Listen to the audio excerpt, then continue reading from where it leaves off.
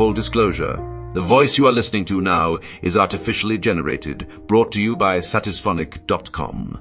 See the link in the description for more details. Older redditors. What do young people get completely wrong about past decades? Up until video rental stores in the early 80s, at school the next day, every kid was talking about what was on TV the night before, as every single family was watching TV together every single night. With some exceptions, most people watched the same thing as their schoolmates or co-workers, just to be a part of the conversation. There's something very isolating about modern media. You can be into a TV show or YouTube series, and nobody else you know has heard of it. I'm a fan of a YouTube series that's pretty popular and very well regarded amongst its fans, and only one of my friends has heard about it. Edit. For people asking, it's red letter media. It's an exceptional amount of media to consume. In the 90s, you had 3-4 super popular channels and 4-5 low-rated channels. They all showed one show at a time. Now we have a dozen streaming services with infinite media option. It's becoming increasingly difficult to engage in office conversation because so much content is available. People do not have to stray as far from their interest to consume content they want to consume. Must-see TV Thursdays was a slogan, but the truth in the 90s. Friends and Seinfeld were shown on Thursday night, and you had to see it to talk about it in the office the next day. Of course, there was always some rebel nonconformist who would boast about not having a TV and lecture us that it was useless drivel. Probably just how often you had to accept that you couldn't find out the answer to something. If you had a question, you could ask your family, maybe your friends, maybe your teachers, and your last chance was to check the library. But if the library didn't have the answer, then you just had to accept that you weren't going to get an answer, or you'd have to hope to come across that answer someday in the future. Now, you just ask Google and get 10 answers in just a second. Kids used to rely on that for so much fun bullshit. Like that one classmate who always made an outrageous claim allegedly passed to them by some uncle who worked in some exciting industry or field, and you could either believe them or not. You certainly couldn't look up the truth. That's what I miss the most. There will never be another Marilyn Manson removed his ribcage to autofillate ever again. I'm still trying to teach my mom this, but old habits die hard. Mom, you don't have to wonder. You can Google it. Mom, I wonder how many inches are in a kilometer. Guess we'll just never know. How on time you had to be for your favorite shows, because there was little to no chance you'd see that same episode again until they, hopefully, did reruns during summer. I remember waiting anxiously for the nightly news to be over so I could watch my favorite TV show. Commercial breaks were just mad rushes for the bathroom or to the kitchen to get something quick to drink. Hollering through the house to your sibling, that it was incredibly common to just not have pictures of events or other things we see as important now. Not only did we have entire vacations where no pictures were taken, we could go months without a single picture being taken of any member of our family, unless it was particularly notable. A trip to Louis, no pictures. A trip to Disneyland, maybe a picture at the entry gate or one of the souvenir pictures of us with a character. A trip to zoo, no pictures. An average day, forget about it. Frequently, the only pictures taken were at major holidays like Christmas or on someone's birthday. There are so few pictures of me growing up, it's hilarious, compared to my daughter, whose every waking moment seems to have been captured. They understand restaurants had smoking sections and that bars and clubs were filled with cigarette smoke, but I don't think many understood how pervasive smoking was. There were ashtrays and people smoking literally everywhere. Jury boxes had ashtrays in front of every juror. Judge smoked, lawyers smoked, the gallery smoked. You smoked on planes, trains, buses, taxicabs, and all transportation centers. You smoked at the library, the 2 meetings at schools, the town hall, and all city offices. Hell, you could smoke at the courtyard at my high school as a student. You smoked in the elevator and on the escalator, the mall, sports venues, doctors' offices, hospitals, the movies, the plays, opera, concerts, and every other public performance. A non-smoker would come home often smelling like smoke. One was constantly surrounded by smoke. It was insane. You literally made ashtrays as a grade 1 art project. That's how common it was. Aha, I remember giving my dad the ashtray I made as a gift and him proudly using it at his office. That is so sweet. A good dad is worth his weight in gold. A good mum too. So you're saying that, given the opportunity, I should swap my dad for my dad's weight in platinum. I think he's just saying he likes dads more than moms because men generally weigh more. My mom didn't even smoke, but we made one for an art project in school. I think it ended up at my grandma's house until she decided to quit smoking. As I remember it, non-smokers use them as candy dishes. Even the non-smokers often entertain smokers and second-hand smoke in their homes. It was just so everywhere. I remember when my mum must have learnt about second-hand smoke, she went from keeping ashtrays around for when my smoking family members visited to asking them all to only smoke outside. I thought it was weird at the time. Now I'm an adult, I appreciate that she did that for me as a kid. The idea of a smoking section also doesn't do justice to what it was. We're not talking about a separate room in a restaurant or anything like that. The smoking section might just be the left-hand side of the room. There may not even be a barrier, much less separate ventilation systems. On aircraft, the smoking section was partitioned off by a curtain, if you were lucky. It was everywhere and totally unavoidable. Having a smoking and a non-smoking sections in a restaurant is the equivalent of having a pissing and non-pissing sections in a public pool. You're 9 years old. You pull up on a bicycle to your friend's house on Saturday morning. You go inside, and his mom's writing him a note and gives him $1. The note says he has permission to buy his mother a pack of cigarettes. You and your buddy ride down to the convenience store. You hand the note to the owner along with the money, and he hands you a pack of cigarettes and the change, and off you go. Sunday morning, your family goes to Denny's. Inside the lobby, in the waiting area, there's a vending machine at eye level with an elementary age kid which only dispenses packs of cigarettes.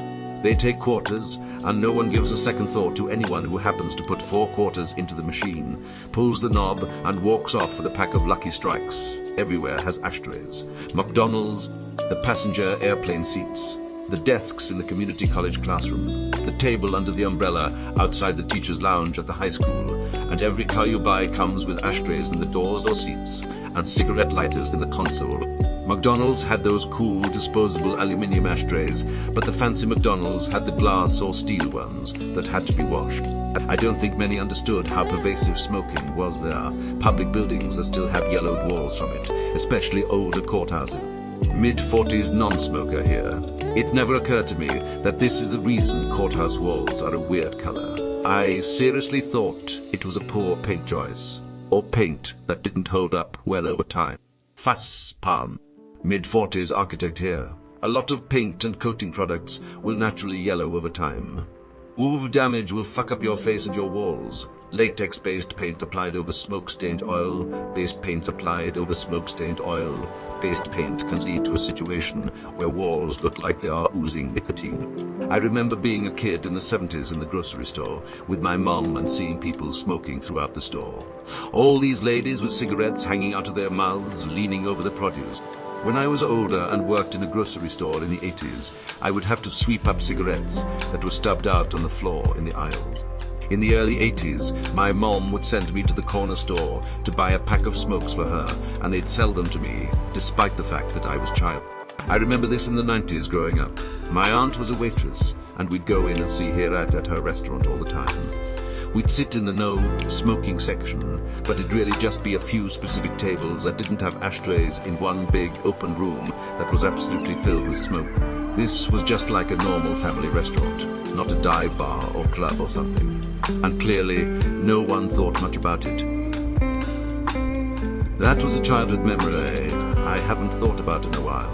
You saw it at the end of its life. I finished college in 1994, and the place where I worked, like many places, was completely smoke-free. People who worked there told me that they used to smoke while doing drawings, and it wasn't horribly uncommon for people to accidentally burn drawings and have to start over. I was born in 81. My mom said people smoked in the hospital. I moved to Montana from Oregon in 2006 and was blown away. People still smoked inside. I worked in a hotel and the housekeepers smoked in the break room.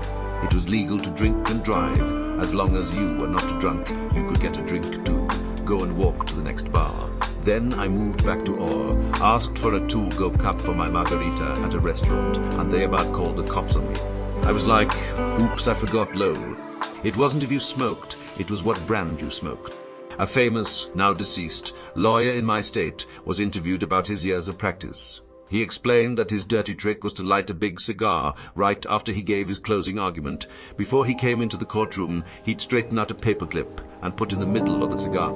It would as structural support for the ash. As the other attorney gave his closing, he'd be puffing away, drawing that ash down further and further, leaning back in his seat. About the time that he had an inch or so of ash at the tip of his cigar, the jurors would start watching him, wondering when the ash would break off and fall on his suit. The paperclip would hold it in place, and before long, nobody was really listening to the other side.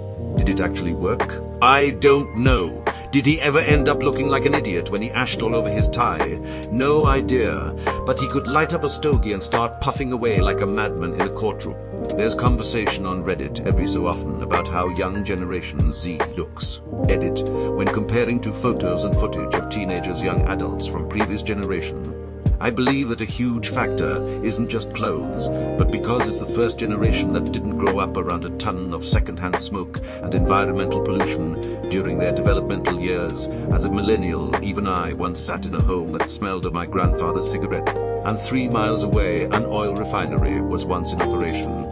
Less than a mile away from the high school my mom went to. Gen Z also did not lather up in baby oil and go lay in the sun, probably underestimating how few choices there were. Today, it seems like everything imaginable is available in a variety of sizes, delivered to your door overnight. Catalogs and mail order, with 4-6-week delivery malls, were the best thing ever. All the stores in one place, and not downtown. Definitely. And also just how little people knew they were missing out. If it wasn't on network evening television, channels 2, 4, 7, 9, and 11, or on a store shelf in your town, or in the Sunday newspaper, it simply didn't exist for you. If you had an inkling something existed, say tin foil that comes in sheets, instead of one giant roll, you could go around asking people if you wanted. But you were more than likely to just get a shrug and that's it. Why would you want such a thing? Let's say you were particularly enterprising, so you dial 0 and ask the operator for the number for corporate headquarters of Reynolds if you knew the city it was in. Because there was no internet, and the only way to find a number was by dialing 0 and speaking to a telephone operator. But even if you spoke to someone at Reynolds, they had no way to exchange money for goods at that level, and they probably would just tell you they sell it in the Ohio area, and that would be that. You went to the market. They have one brand of pancake mix, and no one had ever heard of anything different. And why would you want a different brand anyway? Then you go to the hardware store, and they carry 2 brands of paint, and no one had ever heard of any other brand of paint. And it was that way for a long, long time. Life definitely seemed more simple back then. Fewer choices meant less decision fatigue. Need pancake mix? Well, there's only that one brand. Take that and go. Paint, 2 brands. Pick one of those and go. Now there's millions of brands and millions of choices to make each and every single day. It's nice, but it's tiring having to do all the research to pick the best one that suits your needs. Then if it's not the right one, you ship it back and restart the search again. We have everything but own nothing. We have subscriptions for anything and everything. Just a few days ago, I saw a post on Wildly Infuriating about a printer having a subscription service, something like 10 pages a month for some absurd amount of money. It was ridiculous. Millions of choices, most of them of poor quality and liable to fall apart. Millions of choices offered by 10 corporations. I often laugh with my wife watching old shows. We'll say we had that table or we had those chairs. There were a grand total of about 3 tables, 5 different wallpapers, 3 types of coffee pot, and 4 different cassette radios. It seems that GVEC one, the silver one, everyone had that. What I love is my priceless family heirlooms, and then I see an old picture or movie and discover that actually everyone had one like that, and it's not at all special. That juice pitcher with the yellow flower. My grandmother smoked basically every second she was awake from age 1375. She loved it and said she would rather die than stop. She smoked in her house and car, even in bed. I used to stay with her a lot. I went to a strict private school for high school. They were on campus, off campus, which meant you had to conduct yourself the same way at home as at school. My parents went out of town for 2 weeks. I had to stay with my grandparents. I was about 15 and knew I smelled like an ashtray. What could I do? I had to stay with her. Even my hair smelled like it. So I'm at school and I get called out of class and sent to the principal. He explained to me that several teachers had complained that I smell like smoke, and he knows I have been smoking before I come to school. I told them I was staying at my grandparents' and my grandmother smoked non-stop, and that's why. They said that was not true because my hair smelled like smoke, and that only happens if you smoke. So they're about to suspend me. They call my parents. My parents had to tell them I was staying with my grandparents, and that's why. I was so embarrassed and self-conscious until my parents got back and I got to go home. Also, when we moved my grandparents to another house, we took down everything from the wall, realized the walls are yellow from smoke, where something had hung the walls were bright white. I often wondered what my grandmother's lungs looked like after this. My grandmother was the same, 2-3 packs per day, minimum. She could stop. She needed several surgeries over the years, and her doctors refused to operate if she was actively smoking. So she would quit, get the care she needed, and then start smoking again the day her sutures were removed or was given the release to.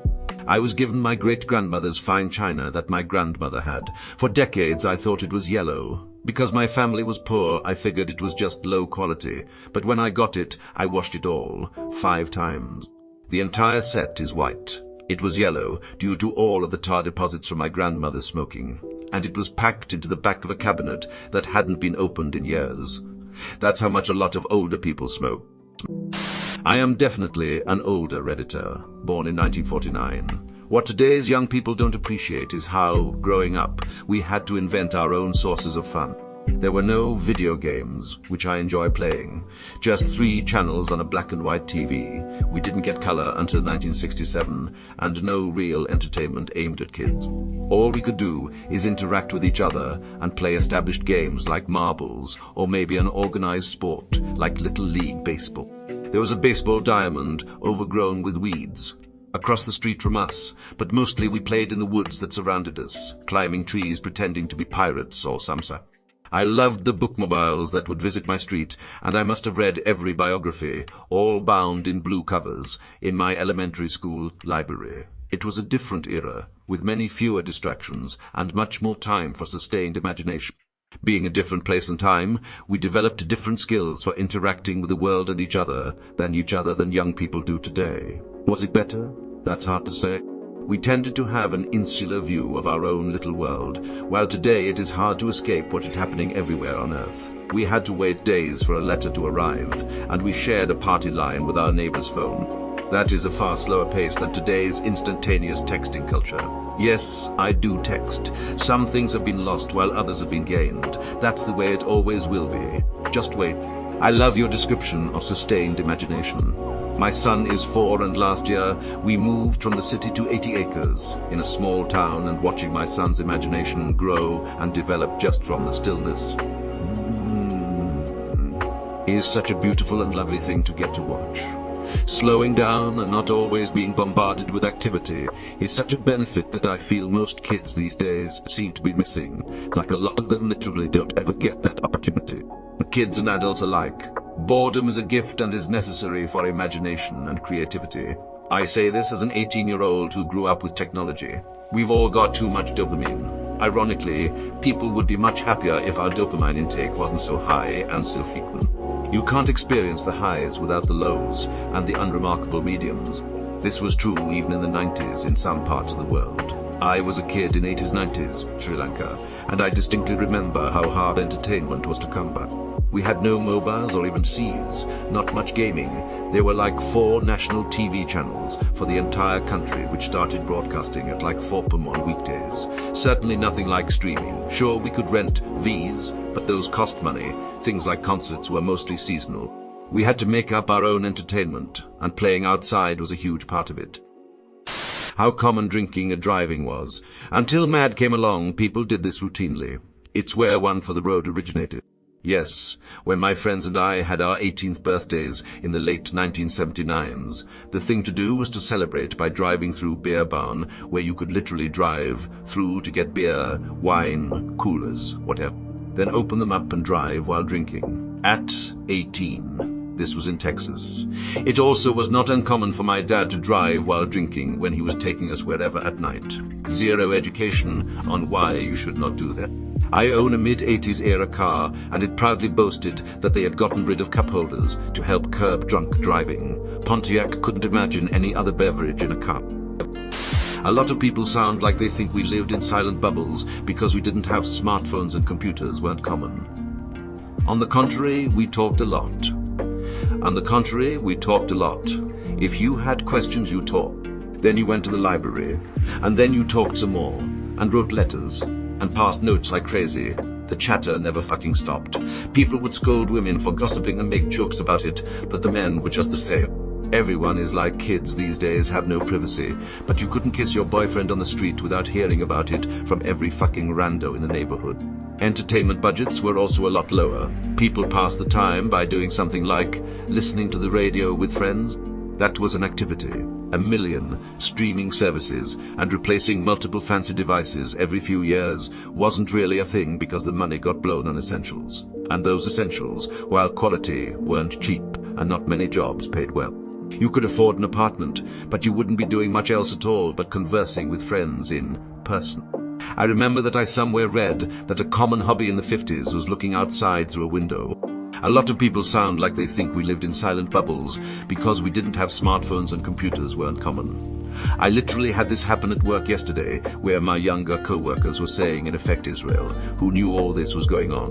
And people wouldn't have known without social media. Believe me, we knew. Landline telephones had seriously great audio quality. Better than anything for remote conversation today, in my opinion. I distinctly remember being a teenager and just talking on the phone with someone late into the night, hearing them breathe and sigh, hearing them breathe and sigh, hearing their every little sound. There wasn't the lag and the noise cancelling and the high compression that ruins telephony today. It was a much purer way to feel like you were closer to someone than anything we have today. Honestly, it's shocking how poor the mic quality is on even high-end modern smartphones. We had so much better on landline phones as a rule. The problem is not mic quality, it is wirelessness. Audio does not do well with the type of compression needed for wirelessness. Digital audio can sound amazing, as good as analog if lossless, but lossless requires bandwidth and signal stability, and wires are just superior at that. A lot of people sound like they think we lived in silent bubbles because we didn't have smartphones and computers weren't common. I literally had this happen at work yesterday, where my younger co-workers were saying in effect Israel, who knew all this was going on. And people wouldn't have known without social media. Believe me, we knew. How hard it was to get porn. You had to go buy it in person. Mail order porn was a possibility, but then the postman knows. They always knew. When I was about 11, 12, our crew were riding our bikes out of the neighborhood and found a paper grocery bag full of old Playboys by the side of the main road. Thought we hit the lottery for a bunch of pubescent boys. We hid them in the woods until they finally fell apart. Bags full of porn found in the woods were a big part of my formative years. Found caches on more occasions than I can count, sometimes well preserved and high quality, sometimes exposed to the elements and weathered to the point you just throw it back in the woods. People say that the 80s were all about consumerism, which is true, but the products were well made and fixable. Towns had repair shops for everything. You just didn't buy a disposable TV. If it broke, you took it in to get fixed. Nowadays, if your TV breaks, it's tossed and you get a new one. Edit. TVs are just one example that I used. Look at many different examples under the comments see shoes, household appliances, cars, etc. Yep. Working in computer repair, computer and phone companies, realized they'd make more money if they made it as difficult as possible to fix. But people started realizing that so we're fighting the right to repair fight. The 80s was not day-glow. The 80s was brown and grey with a dash of pastel towards the end. Early 80s still had brown around yellow fashion. From the late 70s then pastels took over. So much brown. My first apartment in the 90s was decorated in the 80s, so I had mauve carpeting and mauve flame-stitch wallpaper in the hallway. So many kitchens in country blue, with freaking ducks everywhere, especially on the wallpaper border. Wallpaper borders were a curse. The 90s, on the other hand, maybe not everyone's experience, but for me there was casual violence everywhere. Smacking kids was not only tolerated but expected. Hit by parents, friends, parents, random adults in the neighborhood, teachers, etc. Then you'd get beat for making the teacher hit you. What will the neighbors think was real? Yes, our parents were very concerned about what others thought and keeping up with the Joneses. Travel, reading paper maps and scanning for roadsides and landmarks to guide you to destinations you have never been to. Half of my younger co-workers couldn't point north if asked without their phone. 911. Younger people don't truly understand how the entire nation froze in shock. Security was never the same. For example, traveling via air was never the same afterwards. I miss the days of walking my friend's family to the gate and drop them off. They don't understand that essentially nothing has been the same since, and everything this country is going through right now can in some way trace a through line directly back to the effects that 911 had. 911 was such a shock to the country. I can't speak for older generations, but I imagine it was kinda like the Jake assassin. Everything just stood still, and then America adjusted course and went down a path. The COVID lockdowns are probably that event for younger people than I, but 911 was the first time as a millennial that I knew that the world had changed in a fundamental way. My mom called it my generation's JF moment. Everyone of age remembers where they were and what they were doing at the time. 911 feels like yesterday. In 1962, I was in 4th grade. I remember the Cuban Missile Crisis and the fear in adults' voices. I have a vague memory of going outside at night with my grandparents to see if we could see Sputnik up in the sky. Kids think things weren't as simple as they see on TV. They were, for better and for worse. Mom drove up to a service station, and when the car rolled over the small hoses on the ground, the bell went off, ding ding. A young man in overalls came running out and began filling the tank, then checked the oil, washed the windows, checked the tire pressure, all before the tank was full. Then he'd complete the cash transaction, and off he went. The world stopped at the edge of your town. If you knew someone far away, you wrote letters with a postage stamp. Most people had telephones, but answering machines didn't come around for a long time. And if someone moved without leaving a forwarding address, or didn't tell you, they stopped existing. There was just no way to find them. I'm going to the store. When will I be back? When I get back. What if you need me? I don't know what to say. Yes, I have the quarter in my pocket for a phone booth in case something happens. If the car broke down, you just walked until you found a phone booth or sat on the side of the road until someone stopped to help. Service stations all carried paper maps, but you had to talk to people too. They'd say things like, well, the last fuel for 200 miles is up yonder, so if you keep driving, you'd best make sure you got a full tank before you head out. If you had a bike, the world was your oyster on Saturdays, whether you liked it or not. The last cartoon stopped at 9:30 am, and then you weren't allowed in the house until dinner. Riding with friends to the railroad tracks because you found a penny and you could put it on the tracks when a train came, and then pick up the smashed penny and keep it. And then you find a quarter in the dirt and it's off to the corner market because they sell capped. You can't afford a cap gun, but you can find 2 rocks and you can smash caps for an hour or two. You have to pee, find a grass field or the side of a warehouse because you're not allowed home until dinner. You're hungry? There's usually a blackberry bush or a crabapple tree you can swipe something from and then wash off any bird poop in a creek. You're thirsty? Lots of houses have garden hoses out front. Don't get caught or be faster on your bike than the person can run. Paper checks were another one. There weren't atoms, so you got a paper check and had to go to the bank during banking hours. And you could withdraw money, and you could withdraw money, and you could write a check.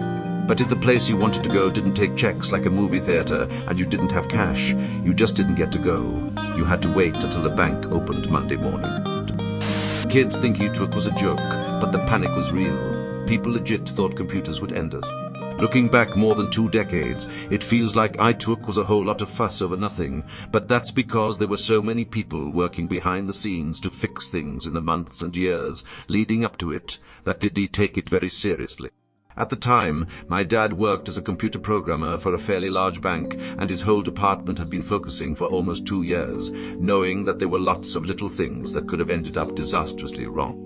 They did numerous offline drills with backups of the bank's data in the weeks leading up to it, and were fairly confident that they had patched and updated all of the code, but my dad and his department all had to come into the office on New Year's Eve to be ready to fix things if something unexpected broke. Fortunately, everything worked as planned, and the evening basically turned into a catered party for him and the other programmers. One of my professors said that some programmers made an absolute killing the years prior to E-Took. After seeing everyone freaking out over toilet paper just a few years ago, I would bet the kids find it took believable. There was actually a kids' book released in 1999 centered around the iTalk bug causing a run on toilet paper. The protagonist was a dog that used chat rooms. Was it called I29? We spent almost $1 trillion fixing iTalk bugs. It worked, and now everyone thinks it was no big deal. The 80s was not colorful. It was brown and burnt orange as far as the eye could see. Early 90s was the colorful time. Goths today have no idea how easy they have it. We had to raid our grandma's closet, go to thrift stores, and learn to sew and alter them. I also don't think people know just how important safety pins were as an accessory. We had at least 5 in every pair of pants. We also pierced ourselves with them. Early, mid-90s, I never knew there were piercing shops. At 40, I still have my nose piercing. I did with a safety pin in 8th grade. In jaw high, I colored my fingernails black with a sharp-eye BC black nail polish. Was not really a thing you could buy. Colored hair dye? Colored hair dye? Nope, we had Kool-Aid. Aging punk rocker here. We used to have to sew our jeans into skinny jeans and cut our own hair because there was no salon that would even come close to understanding or being willing to attempt to create the haircuts we wanted. And, yep, had to wait until Halloween for black nail polish, and even then, it was shitty costume makeup quality. And if you wanted a certain band shirt, or a cool band patch or something, you screen printed your own. It really was an awesome time. The creativity and ingenuity you had to show to look how you wanted was really fun. How pop culture amalgamates shit into one big blob, when in reality it pisses out in little dribbles over decades until it's distilled by time.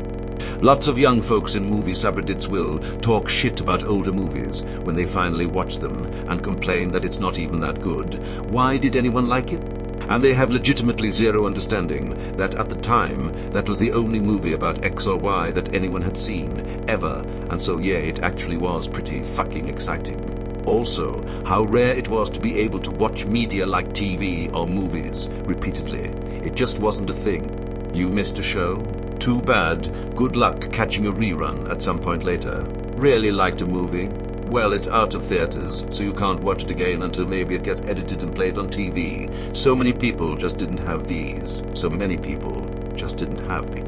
The way we consumed entertainment 100% does not exist anymore, and it really did inform how we interacted with it. I think younger people don't fully grasp what older generations mean when we say our parents had no idea what we were doing and really didn't care. I see so many young folks angry about their parents not helping with grandkids or going no contact with their parents, and they don't grasp that many boomers and Gen X's raised themselves. Dinner was provided and basic needs were met, shelter, clothing, yearly medical physicals, but so little of everything else.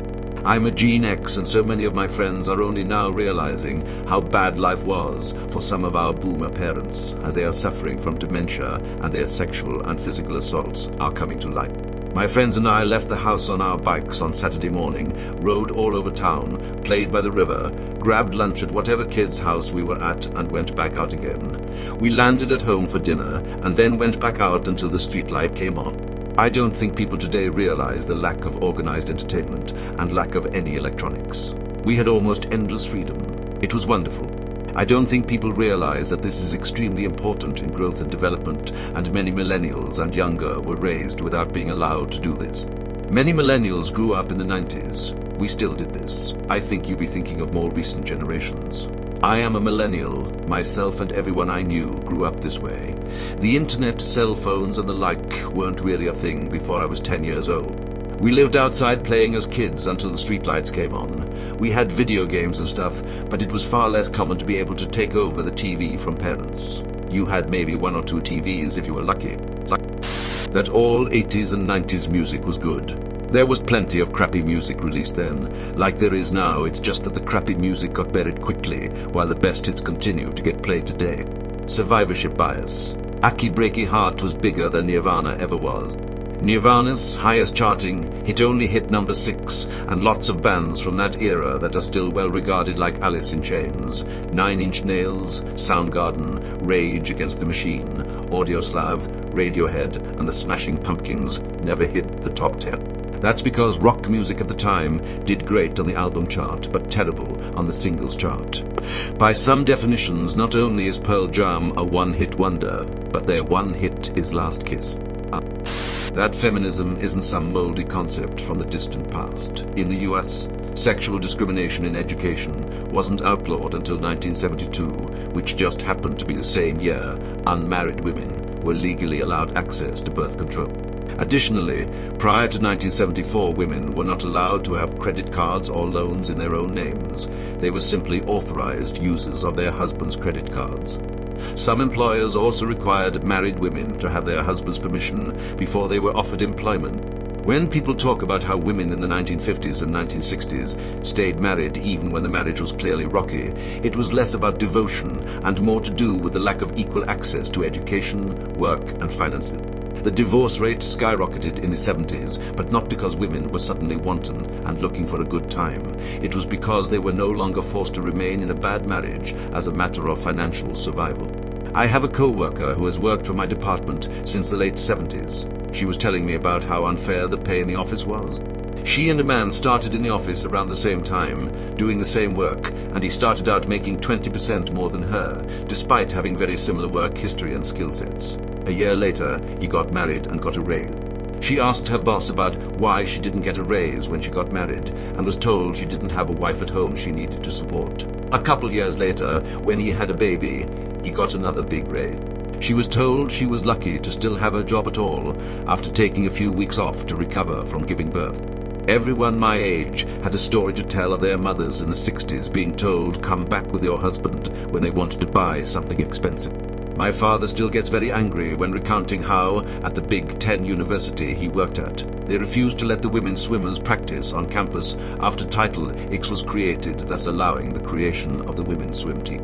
For the record, Dad had nothing to do with the swim team or athletics. He just couldn't believe the sexism. Journalism has changed. You used to be able to trust in the integrity of the journalist. Now, they're interchangeable, and all we know is the network. It has changed the way we trust the new media, and it's not good. We shouldn't underestimate the danger of this change. The internet used to be cool. Now it's a fucking cesspool of literal bullshit. The other day, I saw a comment on another thread where an older redditor said that they remembered X thing that was in the news back when they were around 4 years old, and some younger guy very authoritatively told them that you can't remember anything from before your preteens, except for a few core memories unless you were directly involved in the events. This comment got a fair amount of upvotes from what I assume are younger people who don't realize previous generations like mine didn't grow up with smartphones, tablets, the internet, a million channels on TV, etc. So yes, we actually were aware of a lot of stuff that was happening in the world, including the major events in the news, regardless of whether we were old enough to understand what they meant, and we remember a ton of things from our actual lives. Why wouldn't we? I mean, we didn't have an avalanche of content to keep us distracted, no video games that lasted hundreds of hours, no TV on demand, just a handful of channels that went offline during the night and didn't exactly broadcast interesting stuff all day, etc. Claiming everything before your preteens is mostly a fog of vague emotions, and you can only remember, say, the fall of the Berlin Wall or the explosion of the Challenger if you were directly involved, is a very weird take, emo, given how much I remember very clearly from my childhood, including a lot of the important news stories of the day. I don't know if the kid who said that is expressing a popular opinion among younger people that honestly reflects their experience, but I did find the claim really weird, and also found weird that it got several upvotes. Some younger guy very authoritatively told them that you can't remember anything from before your preteens except for a few core memories, unless you were directly involved in the events. That's just ridiculous. Different people have different levels of memory from earlier in their lives, but the idea that only core memories, which I believe is mostly a concept from the movie Inside Out, remain is absurd. One thing that's very annoying is when people take some kind of, often half-understood, psychological research and then apply it to every person and every situation. The brain doesn't fully mature until 25 thing is another example.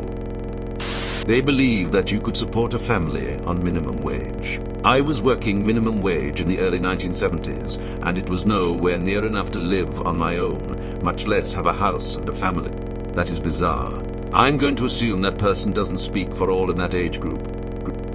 The judge, the things that we do out of context and don't understand what we mean when we say that's the way things were back then.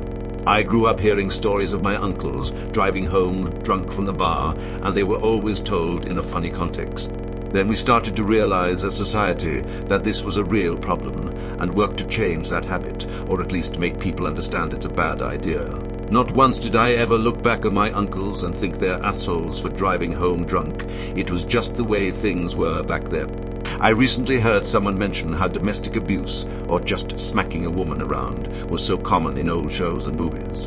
Think about men slapping hysterical women or one of these days, Alice. A lot of young adults seem to think past generations didn't struggle. That's a great example. There is exponentially more public awareness around domestic violence, and how bad it really is that a joke like that today just wouldn't work. People have forgotten just how shit the economy was in the 80s and 90s until 1996 or so, when the e-com boom was starting. They also forget just how awful 2002 was.